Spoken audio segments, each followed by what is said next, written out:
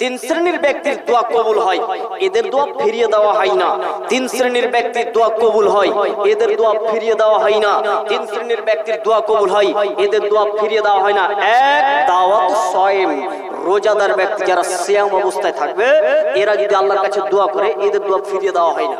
দুই, দাওয়াতুল মুসাফির, যারা মুসাফির ব্যক্তি, আমি যেমন এসেছি সফর অবস্থায় আমি এসেছি, আমি নিয়ত করে এসেছি, এরকম আপনি যদি এখান থেকে মুর্শিদাবাদ কোনো কাজে যান, সফরে নিয়ত করলেন, আপনি যদি দোয়া দেন, তাহলে সঙ্গে সঙ্গে সেই দোয়াটা কবুল হবে, এর দোয়া রদ করা হবে না, ফেরত দেওয়া হবে।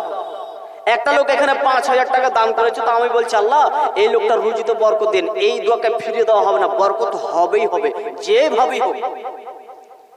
তিন, দাওয়াতুল মাজলুম, মাজলুমের দোয়া কবুল হয়। অত্যাচার যার উপরে করা হবে, এ যদি তোমার উপরে যদি দোয়া করে, তাহলে এর দোয়া ফিরিয়ে দেওয়া হয় না, কবুল হবেই হবে।